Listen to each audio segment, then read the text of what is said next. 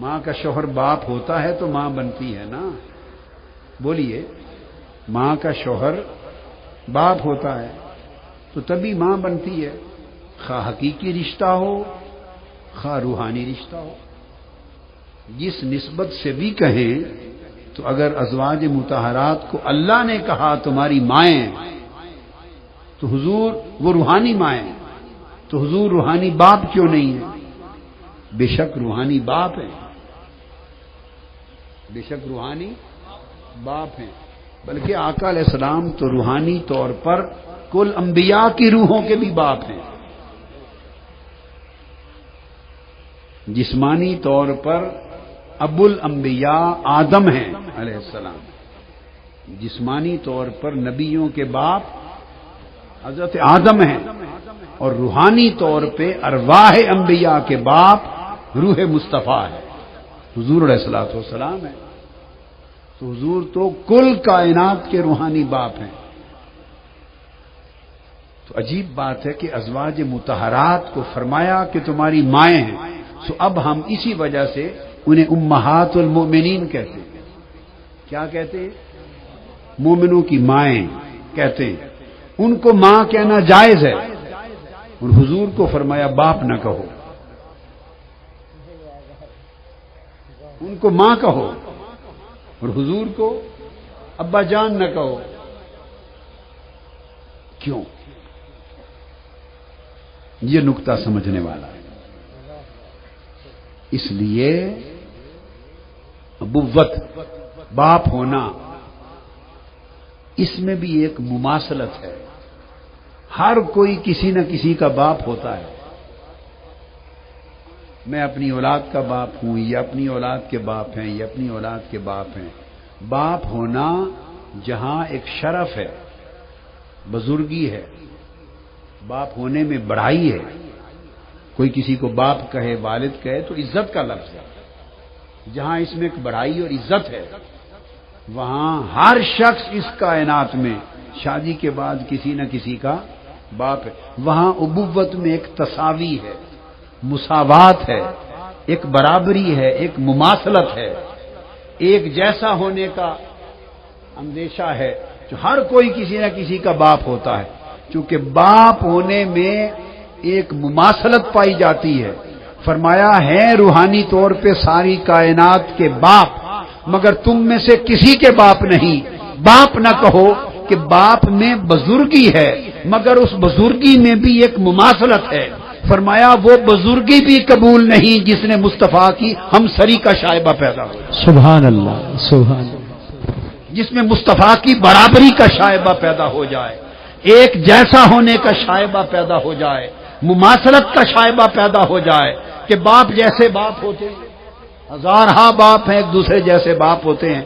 ہے بزرگی کا لقب, مگر اس بزرگی میں بھی ایک مماثلت برابری کا شبہ ہے. فرمایا جس میں برابری کا امکان ہو جائے, میرے مصطفیٰ کو بزرگ لفظ کیوں نہ ہو وہ بھی نہیں کہنا چاہیے. سبحان اللہ. جس میں برابری کا شک پیدا ہو جائے, مصطفیٰ کی شان میں وہ لفظ بھی نہ کہو, وہ لفظ بھی نہ کہو. اس لیے فرمایا ما کان محمد ابا احد من رجالکم, تم میں سے کسی مرد کے باپ نہیں ہے. جو لفظ مرد ہے اس کے استعمال کرنے کی حکمت ختم نبوت کی طرف جاتی ہے. وہ آج کی گفتگو میں اس حصے کو بولیے نہیں لے رہا, فقط ابا احدم تک رکھ رہا ہوں.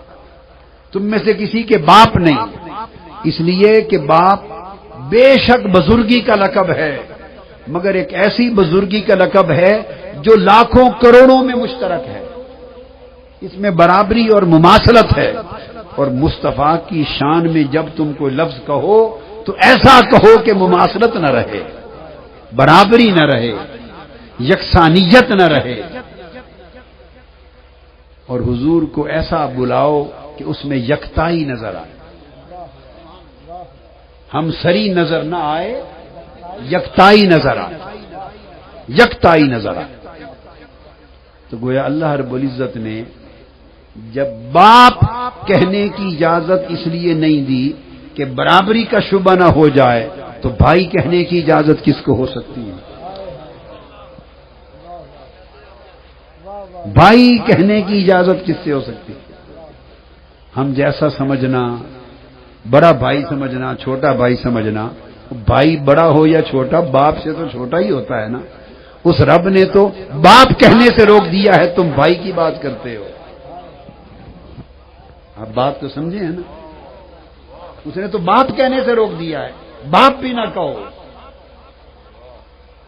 اور کوئی بھائی کہنے کی بات کرے تو اس سے بڑی نادانی اور اللہ کی نافرمانی اور کیا ہوگی؟ نہ کہو. اب یہ بعض اوقات ایسا ہوتا ہے کہ ایک کلمہ اللہ کا پیغمبر اپنے لیے خود بیان کرتا ہے. وہ مالک ہے، وہ مالک ہے، جو کہے، بادشاہ، حکمران، سلطان، افسر،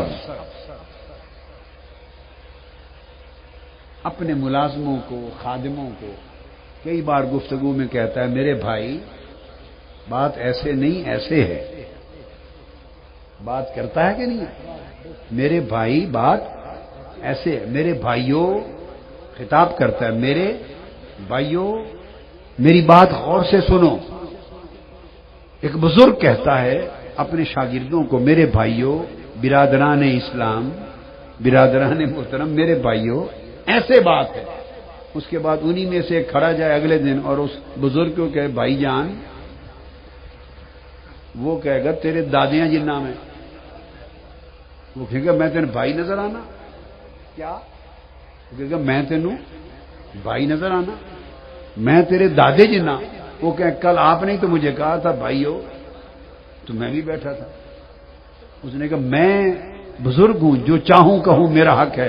تمہیں حق کس نے دیا کہ تم بھی کرے ہو کہ بھائی کہو؟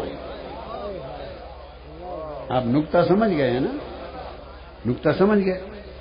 بعض اوقات بعض باتیں حدیث میں آقا علیہ السلام کے کلمات طیبات میں آتی ہیں. یہ سمجھنا چاہیے کہ یہ حضور کا مقام ہے کہنے کا، یہ امتی کا بھی حق ہے کہ یہ کہے. دو باتوں میں زمین آسمان کا فرق ہوتا ہے. زمین آسمان کا فرق ہوتا ہے. جیسے مالک اپنے غلام کو بھائی کہہ دے، اس کو عزت دینے کے لیے کہہ سکتا ہے. وہ اگر غلام کو بھائی کہے تو عزت دے رہا ہے، اور غلام مالک کو بھائی کہے تو عزت دے رہا ہے یا گھٹا رہا ہے؟ گھٹا رہا ہے. بس سادہ بات.